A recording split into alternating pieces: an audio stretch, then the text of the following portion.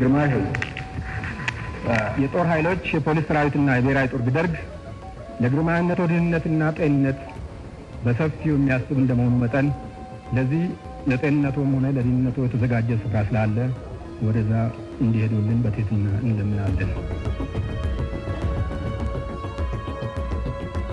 ዛሬ መስከረም 2 ቀን 1967 ዓመተ ምህረት ጀምሮ ቀዳማዊ ኃይለ ሥላሴ ከስልጣናቸው ወርደዋል።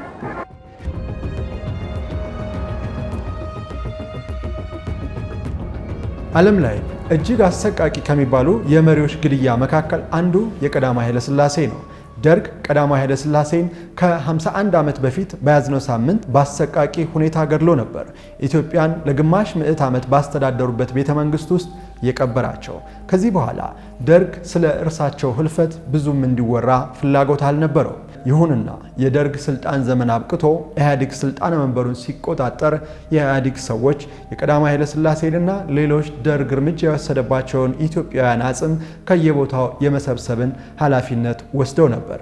በዚህ ሂደት ውስጥ ቀዳማዊ ኃይለ ሥላሴ የት ተቀበሩ የሚለው ጥያቄ ጉልህ ነበር። የወቅቱ የደህንነት ሹም የነበሩት ክንፈ ገብረመድህንና በፖሊስ ክፍል ውስጥ የነበሩት ሐሰን ሽፋም ይህንን ኃላፊነት ወስደው ቀዳማዊ ኃይለ ሥላሴ እንዴትና በምን ሁኔታ ተገደሉ፣ ቀብራቸውስ የት ነበር የሚለውን ነገር ለማጥናት ሞክረዋል። የመጀመሪያው ተጠያቂ የነበሩትና ይህንን ፍንጭ ይሰጣሉ የተባሉት የኮሎኔል መንግስቱ ኃይለማርያም ልዩ ረዳት የነበሩት መንግስቱ ገመቹ ነበሩ። ይሁንና እሳቸው ደፍረው የቀዳማዊ ኃይለ ሥላሴን የቀብር ቦታ ለመጠቆም ፍላጎት አልነበራቸውም።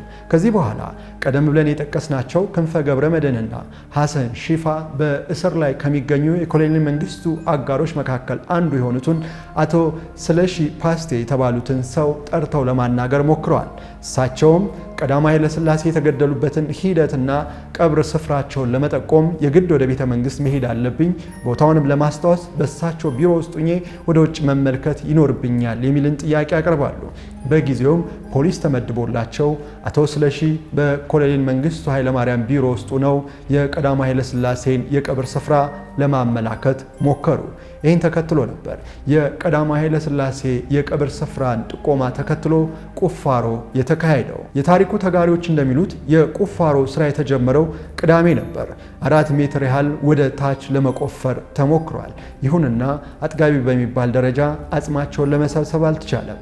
ከዚህ በኋላ ነበረ የኢትዮጵያ መንግስት በጊዜው ተጨማሪ ቁፋሮን ለማካሄድና እዛ አካባቢ የነበረውንም አፈር ለማንሳት ኤክስካቫተር ያስፈልጋል በሚል የግል ባለሀብቶችንና የአሜሪካን ኤምባሲ የጠየቀው። የአሜሪካን ኤምባሲ በምላሹ የስራ ቀን ስላልሆነ ሰኞ እገዛ እናደርጋለን የሚልን ምላሽ ይሰጣል።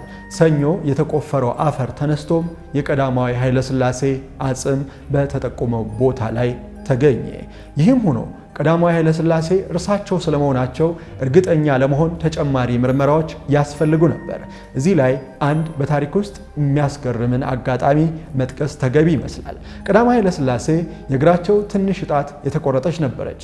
ይህንን የታወቀው ደግሞ ከተማ ይፍሩ የቀድሞ የውጭ ጉዳይ ሚኒስትር በቀዳማዊ ኃይለ ሥላሴ ዘመነ መንግስት ማለት ነው፣ በአንድ ወቅት ጽሑፍ አዘጋጅተው ለቀዳማዊ ኃይለ ሥላሴ ለማሳየት ወደ ሆቴል ሲገቡ በሆቴሉ ክፍል ውስጥ ቀዳማዊ ኃይለ ሥላሴ ጋቢ ለብሰው ይመለከቷቸዋል። በዚህ ወቅት እጅ በሚነሱ ሰዓትም የቀዳማዊ ኃይለ ሥላሴ እጣት የተቆረጠች መሆኗን ይመለከታሉ። ይህንን የታሪክ አጋጣሚ ታዝበውም በኋላ ላይ የቀዳማዊ ኃይለ ሥላሴ አጽም ያረፈበትን ቦታ ለመፈለግ በሚደረግ ጥረት ውስጥ የእሳቸው እቺ ወሳኝ መረጃ ትልቅ ስፍራን ይዛ እናገኛታለን። በእርግጥም ይህ አጽም የቀዳማዊ ኃይለ ሥላሴ ነው የሚለውን ለማረጋገጥም አጽሙ ላይ የታየው የትንሽ ጣታቸው ቆራጣ መሆን ወሳኙን ስፍራ ይዞ ይገኛል። የሆነ ሆኖ የቀዳማዊ ኃይለ ሥላሴ ቀብር ከመካሄድ በፊት በመንግስት እገዛ በመስቀል አደባባይ ሽኝት ተደርጎላቸዋል። በኋላም የእሳቸው አጽም ወደ ጊዮርጊስ አምርቶ ፍጻሜውና ስርዓተ ቀብሩ በቅድስት ሥላሴ ቤተክርስቲያን ሆኗል።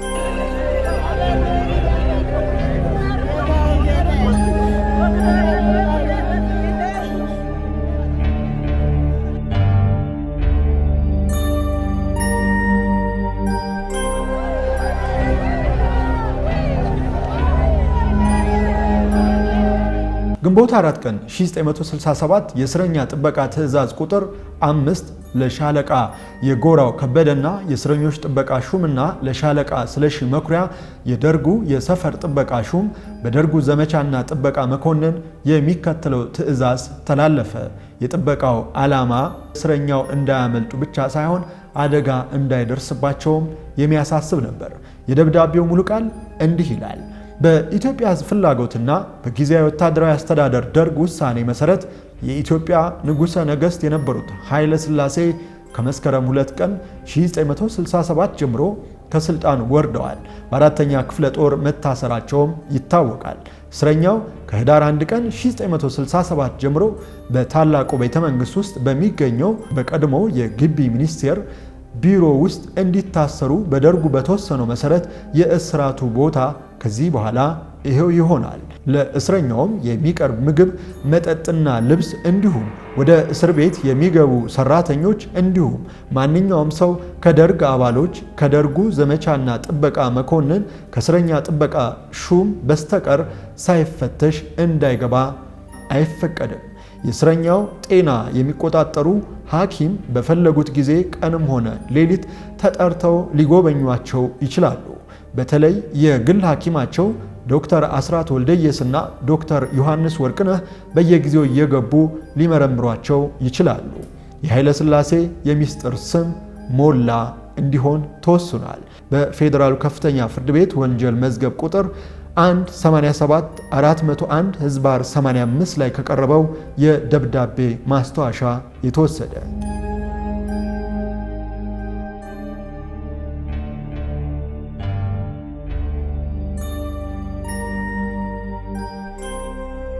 ደርጉ ስልጣነ መንበሩን ከተቆጣጠረ በኋላ ቀዳማዊ ኃይለ ሥላሴን ወደ ማረፊያ ቤት በወቅቱ አጠራር 2ኛ ክፍለ ጦር በኋላም ደግሞ በቤተ መንግስት ካቆያቸው በኋላ የነበራቸው ግንኙነት በአንጻራዊነት ጤናማ የሚባል ነበረ።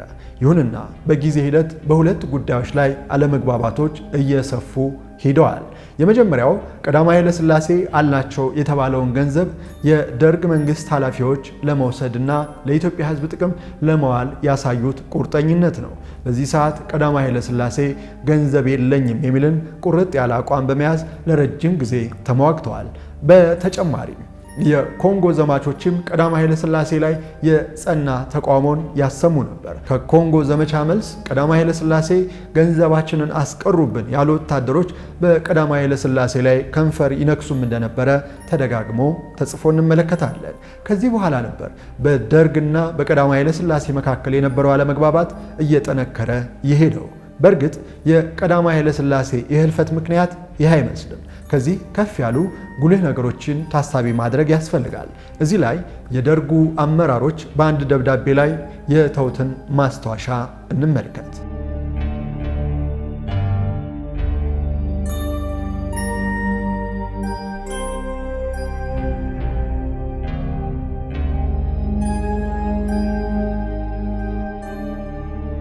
ነሐሴ 17 ቀን 1967 ደርግ ባደረገው ስብሰባ ላይ ተከታዩን ውሳኔ ወስኖ በማስታወሻ ላይ አስፍሮ እንመለከተዋለን። ንጉሥ ኃይለ ሥላሴ ወይንም የቀድሞ ንጉሥ በሕይወት በመኖራቸው የዋሁ ወገን እንደገና ይነሳሉ በማለት ከንቱ ሐሳብ ላይ በመውደቁ አለመኖራቸው ጥቅም የሚሰጥ ስለሆነ እርምጃ እንዲወሰድባቸው ተወስኗል።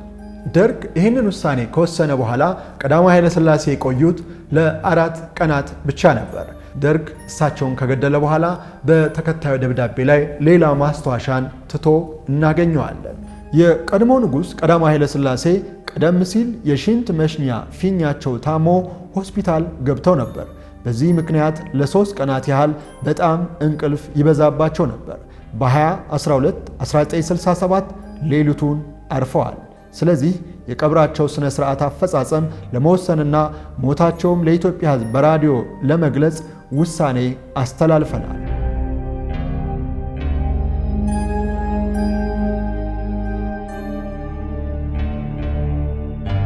ደርግ በመንግስታዊ የመገናኛ ብዙሃን እንዲህ አይነት ዜናን ቢያስተላልፍም የኢትዮጵያ ሕዝብ ግን እውነታውን አውቋል ብሎ መናገር አስቸጋሪ ነው።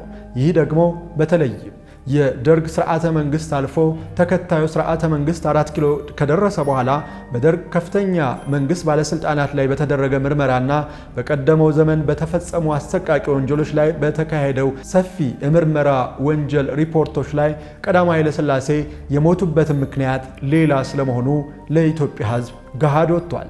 የፌዴራሉ ከፍተኛ ፍርድ ቤት ባደረገው ምርመራ በተለይም ደግሞ ልዩ አቃቢ ባቀረባቸው ማስረጃ ምስክሮች ላይም የቀዳማዊ ኃይለ ሥላሴ አሟሟትን በተመለከተ የቅርብ ሰዎች የተለያዩ ምስክርነቶቹን ሰጥተዋል።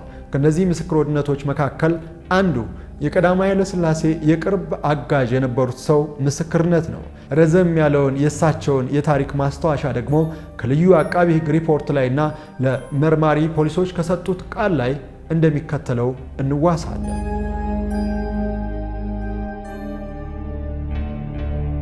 ቀኑን አላስታውስም። ሻለቃ አጥናፉ አባተ መጣና ከሳቸው ጋር እነጋገራለሁ አለና ወደ ታሰሩበት ክፍል ገባ። ፊታቸውም ቆመ። ጃንሆይ እኛኮ ውጭ ሀገር ያለውትን ገንዘብ ቢሰጡ ይህን ያህል ባልታሰሩ ነበር አላቸው። እሳቸውም የምን ገንዘብ ነው ብለው ጠየቁት። እሱም በዓለም ጋዜጣ ላይ ተገልጿል አንብቤ ነው አላቸው። ከዛም ፊታቸው ተለዋወጠና ለመሆኑ ማንበብ ትችላለህ እንዴ አሉት በቁጣ መልክ። እሱም ይህን በመመለሳቸው ተናዶ ክፉ ሽማግሌ ብሎ እየተነጫነጨ ከአጃቢዎቹ ጋር ተመልሶ ሄደ። ከዚህ በኋላ ጠያቂም የለም፣ እርሳቸውንም የሚንከባከብ አልተገኘም። ምግብ ይቀርብላቸዋል አይቅረብላቸውም የሚያይ የለም፣ ሕክምና የለም። ለብዙ ወራት ቆዩ። በግንቦት ወር 1967 ዓ.ም ይመስለኛል ህመም እየተሰማቸው ሄደ። በዚህ አካባቢ የቀይ መስቀል ልዑክ መጥተው አይተዋቸዋል። ዶክተር አስራት ወልደየስ እንዲያክማቸው ተፈቀደ ይመስለኛል። እየተመላለሱ ይጠይቋቸው ነበር። በመጨረሻም ኦፕራሲዮን የሚያስፈልጋቸው መሆኑን ገለጹ። የውጭ ሐኪሞችም እየመጡ አዩአቸው። ኦፕራሲዮን ለማድረግ ተብሎም ወደ ክብር ዘበኛ ሆስፒታል ተወሰዱ። የተወሰዱበትን ቀን አላስታውሰውም። አሁንም የተለያየ አስፈላጊ ቁሳቁስ ይዘን አሽከሮቻቸው ተከትለን ሄድ። ኦፕራሲዮን ተደረጉ። በጣም ታመው ነበር። ከኦፕራሲዮኑ በኋላ ግን ሕይወታቸው ትንሽ እያገገመ መጣ። በግምት 10 ቀን ያህል እንደቆዩ ወደ ነበሩበት ይመለሱ ተብሎ ወደ ነበሩበት እስር ቤት ተመለሱ። በደንብ አልተሻላቸውም ነበር። ሆኖም በእስር ቤት እያሉም ዶክተር አስራት ለተወሰነ ጊዜ ይከታተሏቸው ስለነበር እየተሻላቸው መጣ። ራሳቸው መልበስ፣ መብላት እንዲሁም መንቀሳቀስ ጀመሩ። ፈጽመው እየተሻላቸው መጣ። ስለተሻላቸውም ነው መሰለኝ የደርግ ባለስልጣናት እየተደናገጡ መጡና በተለያየ መንገድ እሳቸውን በዘዴ ለመግደል ፈለጉ። ይህንንም በሚያስፈጽሙት ድርጊት ተገንዝቤዋለሁ። ነሐሴ 17 ቀን 1967 ዓ.ም ዳንኤል አስፋውና አንድ ሌላ ኮሎኔል በሚቀመጡበት ወንበር ላይ ስፕሪንግ ኤሌክትሪክ አያይዘው ነበረ። ገና ሶኬቱ ከመሰካቱ በፊት የጃንሆይ ቤተሰቦች ልዕልት ተናኘ፣ ልዕልት ሰብለ፣ ልዕልት አይዳ እንዲገቡ ተደርጎ አብረው ያጫውቷቸው ጀመር። ከዛ ጃንሆይ ብድግ አሉና ቆሙ። ዳንኤል አስፋው ምን ነው ይቀመጡ፣ ውይይት እንጀምራለን አላቸው። እሳቸው እኔ ቆሜ እሰማችኋለሁ አሉት። ከዛ ይቀመጡ ብሎ ገፋ አደረጋቸውና እንደተቀመጡ ሌላውን ኮሎኔል በአይን ጥቅሻ ሲጠቅሰው ሶኬቱን ሰካው። ልዑላቱ እንደ መደናገጥ አሉ። ሶኬቱ በደንብ አያስተላልፍም መሰለኝ ሳይሰራ ቀረ። ጃንሆይ በኤሌክትሪክ ለማቃጠል የታሰበው ከሸፈ። ከዛ ዳንኤል አስፋው ተናደደና ኮሎኔሉን ገላመጠው። ከዛ የመሳሪያውን ሶኬት ነገር ነቀለና ዳንኤል አስፋው ጠቅልሎ በኪሶ ይዞት ወጣ። እየተነጫነጨም ሄደ። እኔ ተንኮላቸውን ተጠራጥሬ ስለነበር በኋላ ላይ ወንበሩን ስመለከተው ስፕሪንጉ በብዙ ነገር የተለበደ ሆኖ ማስተላለፍ የማይችል ሆኖ እንጂ ቢተላለፍ ኑሮ ጃንሆይን ያቃጥላቸው እንደነበር ክርክር የለውም። ሁኔታውን ሳየው እሳቸውን ለመግደል የተደረገ ነው። አገዳደሉም ከቤተሰቦቻቸው ጋር ሲዋሩ ድንገት ሞቱ ለማለት መሆኑ ያሳብቃል።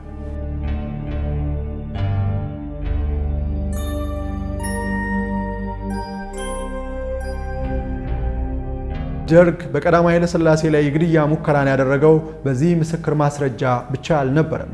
ተከታዩ የሚቀርበው ሌላ ምስክርም ደርጎች ቀዳማዊ ኃይለ ሥላሴን ለመግደል ያሴሩትን ሴራ እንደገፉበት በማስረጃ የሚያቀርብ ይመስላል። ነሐሴ 19 ቀን 1967 ዳንኤል አስፋውና አንድ የደርግ አባል ሆነው መጡና ጃንሆይን እናነጋግረዋለን ብለው አንተው ጣሉኝና ወደ ውጭ አስወጡኝ። ሻለቃ እንዳለ ገላን የተባለም ከነሱ ጋር ነበር። በኋላ ላይ አንዲትን ክብል ታብሌት ነገር ዳንኤል ሊያወጣቸው እሳቸውም አልውጥም ብለው ጭቅጭቅ ጀመሩ።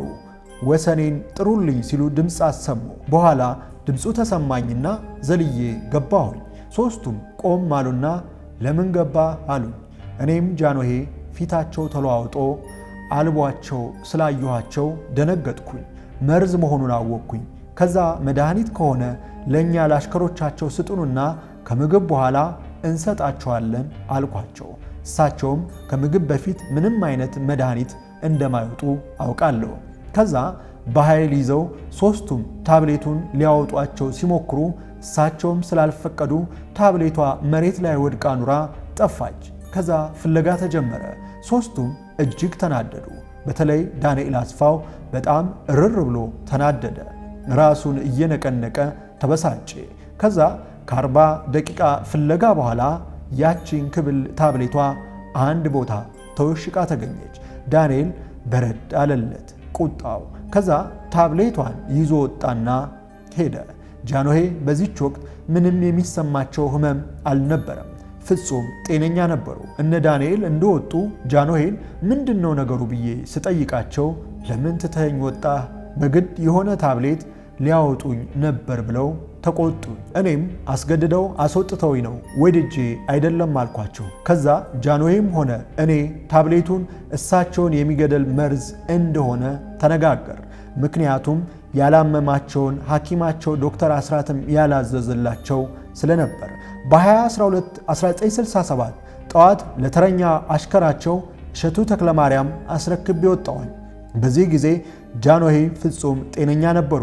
በ2012 1967 ጠዋት እሸቱ ተክለማርያም ተረኛ ነበር። በ21 1267 ውጭ ያደርነው ቁርሳቸውን ይዘንላቸው መጣል። እሸቱን ያገኘነው ከአጥር ውጭ ስለነበር አዲስ ነገር ስለሆነ ምን ነው እንዴት ትታቸው መጣ አልነው። ማታ አስወጥተውኝ ነበረ ብሎ ነገረን። እንዴት ይሆናል ብለን ተጠራጥረን በጣም ተደናገጥ። ከዛ ቁርስ ይግባላቸው አሉና እሸቱ እየመራን ወደ ነበሩበት አመራን። እሸቱ አንድ እግሩን ገባ እንዳደረገ ተገድለው አልጋ ላይ ተጋድመዋል።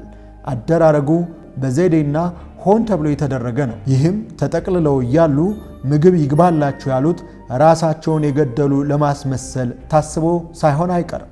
ጃንሆይ የሞቱበት ቤት የመርዝ ሽታ ይሸት ነበር። በዚህ ምክንያትም በመርዝ እንደገደሏቸው ጠረጠር። በሌላ በኩል የለበሱት አንሶላ በሰው ኃይል የተሳሳበና የተጨመደደ ስለነበር በአንሶላቸው ገድለዋቸዋል ብለን ተጠራጠር። በአጠቃላይ ግን በወቅቱ ምንም በሽታ ስላልነበረባቸው ደርጎች እንዳደረጓቸው አሳምኖናል። ምክንያቱም በ17/12/1967 የነበረው ሙከራ፣ በ19/12/1967 የነበረው ሙከራ እንዲሁም በ20/12/1967 የነበረን ተረኛ አስወጥተው ካባረሩ በኋላ ገድለዋቸው ማደራቸው ተደምሮ ሆን ብለው የገደሏቸው ስለመሆኑ ማስረገጫ ይሆናል።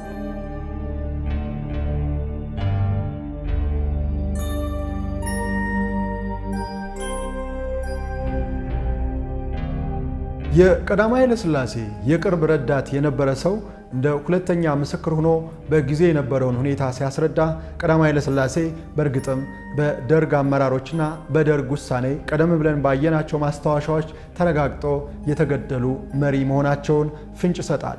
የፌዴራሉ ልዩ አቃቤ ሕግ በወቅቱ ባደረገው ምርመራ ሶስተኛው ምስክር የሰጠው ማረጋገጫ ከዚህ ጋር የሚቀራረብ ነው። የሶስተኛው ምስክር ማስታወሻ ወደ ኋላ መለስ ብለን ለመመልከት እንሞክር። እኔ በ20/12/1967 ጠዋት 2 ሰዓት ገብቼ በጥበቃ ቦታዬ ላይ አለሁ። ማታም ከመኮንኑ መኝታ ቤት ተኝቼ ማለትም ጋደም ብዬ መጽሐፍ ሳነብ ነበር። ጃንሆይም የብስራተ ወንጌል ራዲዮ ዜናን ካደመጡ በኋላ በሰላም መኝታ ቤታቸው ውስጥ ነበሩ። ከምሽቱ 3 ሰዓት ይሆናል በግምት። ራታቸውን ምግብ አቅራቢዎች አቅርበውላቸው በልተዋል። ከዚህ በኋላ ሰዓቱን አላስታውስም። ሻለቃ ዳንኤል አስፋው እንዳለ ገላናና ሻለቃ የጎራው የሚባል ይመስለኛል፣ ሶስተኛውን በደንብ አላስታውሰውም። መጡና የውጭ በር ማን እንደከፈተላቸው አላውቅም፣ ግን ዘበኞቹ ስላሉ እነሱ ከፍተውላቸውናል ብዬ ገምታለሁ። በቀጥታ ወደ ሳሎን ገቡ። የሳሎኑ የውስጥ ዘበኛ ከነበርኩበት የመኮንኑ መኝታ ክፍል እነ ሻለቃ ዳንኤል አስፋው መጡ አለኝ።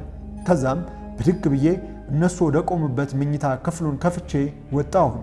ሶስቱም ሰዎች ቆመው አዩኝና ሰላምታ ሰጥቷቸው። መጀመሪያ እንዳለ ገላን የጃንሆይ መኝታ ቤት በር እጀታን ይዞ ሊገባ ብሎ ነበር የደረስኩበት። በኋላ ምንም ሳያናግረኝ እንዳለ ገላን በሩን ገፍቶ ሲገባ ተከትሎ ዳንኤል አስፋው ከሻለቃ የጎራው ጋር ገቡ። በሩን ዘጉት። በውስጥ ሆነው በግምት ከ30 እስከ 45 የሚሆን ደቂቃን ድረስ ቆዩ። በቆዩበት ጊዜ የሚሰማ ነገር አልነበረም። ከላይ ከገለጽኩት ጊዜ በኋላ ተከታትለው ዳንኤል አስፋው፣ ሻለቃ የጎራውና እንዳለ ገላን ወጥተው በቀጥታ ሄዱ። እኔ ከዛ ጃንሆይ ምን እንደተፈጸመባቸው ገብቼ አላየሁም። ምክንያቱም ራሳቸው ካልጠሩ መኝታ ክፍላቸው ድረስ መግባት ስለማይቻል ነው። ከዛ እነ ዳንኤል አስፋው ወጥተው እንደሄዱ በቀጥታ ወደ መኝታ ክፍሌ ገብቼ ተኛው። ጠዋትም ጃንሆይ እንዴት እንዳደሩ ሳላይ ለተረኛ መኮንኑ አስረክቤ በ2 ሰዓት ወጣሁኝ። ስወጣ ቤቱን እንጂ ጃንሆይ በሕይወት ይኑሩ አይኑሩ ግን ለይተን አልተረካከብንም። ከዚህ በፊት ማታ እንዳለ ገናን ወደ ጃንሆይ መጥቶ አያውቅም። ዳንኤል አስፋውም ሆነ ሻለቃ የጎራውም መጥተው አያውቁም። ነሐሴ 20 ቀን 1967 ዓ.ም ግን ለመጀመሪያ ጊዜ ነበረ የመጡት። የጠራቸው ሰው ስለመኖሩም እርግጠኛ አልነበርኩም። ራሳቸው ናቸው የመጡት። የሕክምና መሳሪያ ነገር እንዳለ ገላን ይዞ ነበር። ጃንሆይ ግን በሽታ አልነበረባቸውም። ሐኪምም ጥራልኝ አላሉኝም። በሽታም አልነበረባቸውም ያልኩት በጤንነት ሲበሉና ሲጫወቱ ሬዲዮ ሲያደምጡ ስላመሹ ነው። እኔ የጃንሆይ ሁኔታ ማለትም አሟሟት የመመርመርና የማወቅ ችሎታ ባይኖረኝም እንዲሁም ሬሳቸውን ባላይም በእኔ ግምት ዳንኤል አስፋውም ሆነ እንዳለ ገናል የመጡት ሳይጠሩና ሳይጠየቁ በራሳቸው ስልጣን ስለሆነ እኔም እነሱን ለመጠየቅ ከአቅም በላይ በመሆኑና አለቆቼ ስለነበሩ እንጂ የመጡትና የፈጸሙት ተልኮ ጃንሆይ ባደንዛዥ ነገር በመርፌ ወይንም በታብሌት ገድለዋቸዋል ብዬ እገምታለሁ። ምክንያቱም ለሞት የሚያደርሳቸው ምንም ሁኔታ ስላልነበር። የንጉሱ አልባሽ የነበረው የዕለቱ ተረኛ እሸቱ ተክለማርያም ውጭ እንዲያድርና እንዲባረር የተደረገበት ምክንያት ለግድያው ቅንብር እንዲያመሽ ተብሎ ነው ብዬ እገምታለሁ። ዳንኤል አስፋው በሚገባበትም ሆነ በሚወጣበት ጊዜ ፊቱን በጣም አኮሳትሮ ነበር።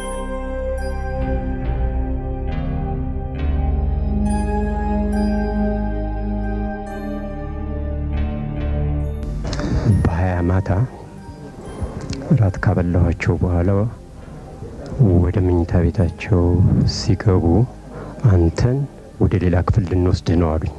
ማናቸው ዘቦች። እኔ ለጃንሆይ ሳልነግር ከዚህ ክፍል አልወጣም አልኳቸው። በዚህን ጊዜ ሂድ ግባና ነገራቸው አሉኝ። ገባሁና ለጃንሆይ ነገርኳቸው። ግድ የለም ቤቱ ጠቧቸው እንደሆነ ሰፋ አድርገን እንሰራላቸዋለን፣ ወዳሉበት ቦታ ሄድላቸው አሉኝ። በዚህን ጊዜ ወጥተው ወደ ክዳነ ብረት ፊት ለፊታችን ስለሆነ መስኮቱን ከፈቱና አይ ኢትዮጵያ በድለንሽ እንደሆነ አሉና እንባቸውን ኩልል አደረጉና እንዲፈነጠቁ በመስኮት ከፈነጠቁ በኋላ ወደ ሳሎን ሄደው መብራቱን አጥፍተው ጨለማ ውስጥ ኩርምት ብለው ቁጭ አሉ።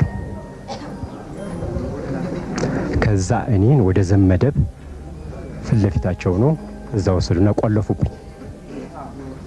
ከቆለፉብኝ በኋላ ጠዋት ከኢዮቤልዩ ቤተ መንግስት ቁርስ የሚመጣው ከታች ነው። ቁርስ ሲመጣ እና ለጃንሆይ ቁርስ አግባላችሁ ብለው ከፈቱና ጠሩኝ። እሺ አልኩ። እጄን ታጥቤ ቁርሳቸውን በትሪ ይዤ መኝታ ቤቱን ከፈት አድርጌ ገባሁ።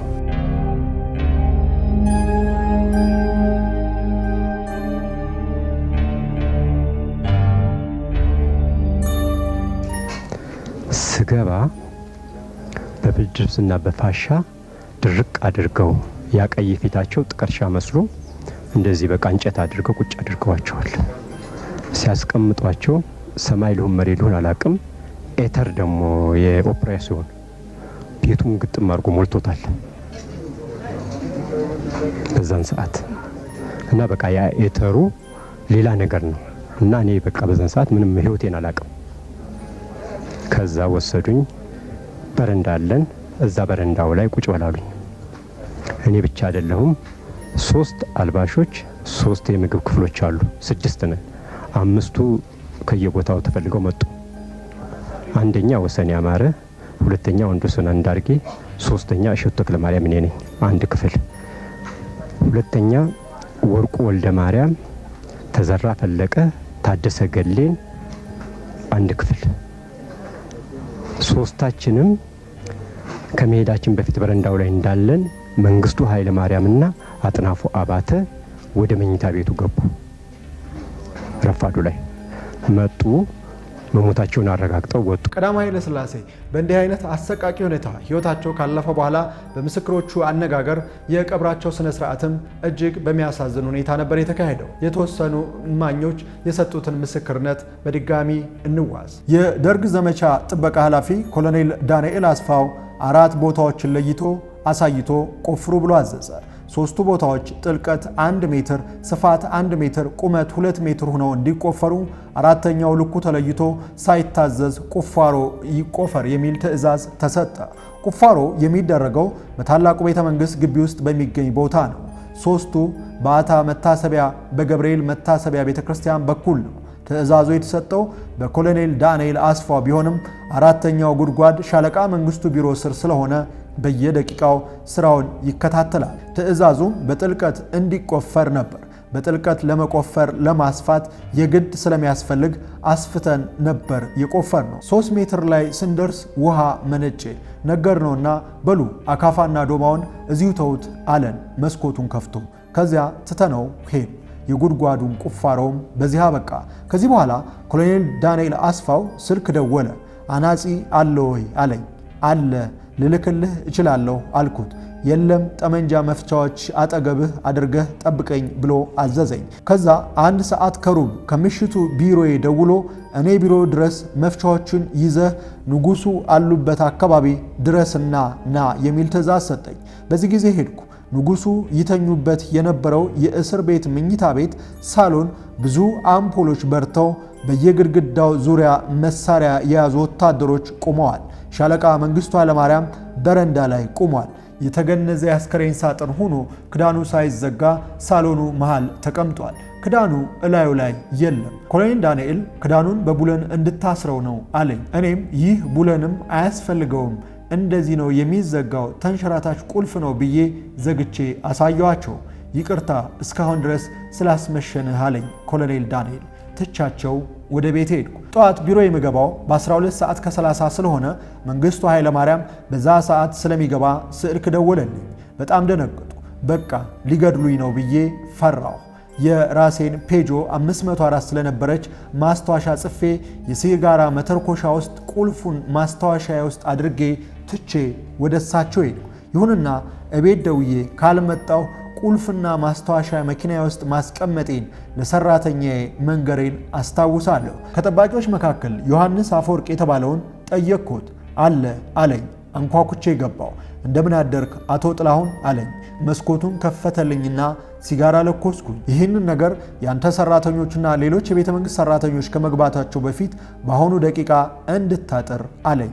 እዚህም ላይ በአስቸኳይ በዛሬው ቀን ቤት እንዲጀመር አለኝ። ወዲያው ሁንዴ የተባለ አናጺ ይዤ በቆርቆሮ አጥር ዘጋ ነው። 3 ጉድጓዶች ስላልተዘጉ እኛ ባጠርነው ጉድጓድ ውስጥ ወርቅ ወይንም የከበረ ድንጋይ ቀብረዋል የሚል እምነት ነበረኝ። ይሁን እንጂ በዛው ቀን ኮሎኔል ዳንኤል አስፋው 2 ሰዓት ተኩል ላይ ደውሎ አቶ ጥላሁን ሌላ ቦታ የተቆፈሩት 3 ጉድጓዶችን ማለቱ ነው እንዲዘጉ አዘዘኝ። እኔም ወዲያው ብርሃኑ የሚባል ካቦ ጉድጓዶችን እንዲደፍን አዝዤው አስደፍኛቸዋለሁ። ቀዳማዊ ኃይለ ሥላሴ ከፍ ብለን በሰማናቸው የቃል ምስክሮች አንደበት እንደተረጋገጠው በደርግ መንግስት ልዩ ትዕዛዝ የተገደሉ በአሰቃቂ ሁኔታ የቀብር ስነ ስርዓታቸው የተፈጸመ የሀገር መሪ ናቸው። ቀዳማዊ ኃይለ ሥላሴ ባሳደጓቸው ልጆችና ወታደሮች ትዕዛዝ ትግግዝ በእንዲህ አይነት መንገድ ህይወታቸው ሊያልፍ ችሏል። የኢትዮጵያ ታሪክ በእንዲህ አይነት አሳዛኝና አሰቃቂ እውነቶች የተደጋገመ ነው። ከታሪክ የማይማሩ ነገም ይህንን ታሪክ ይደግማሉ የሚለው የታሪክ ማስታወሻ ለዚህ ሳምንት ትክክለኛ ቦታ ይመስላል። ሳምንት በሌላ ፕሮግራም የምንገናኝ ይሆናል። ስለነበረን ጊዜ ሁሉ አመሰግናለሁ። ተሰናበትኩ።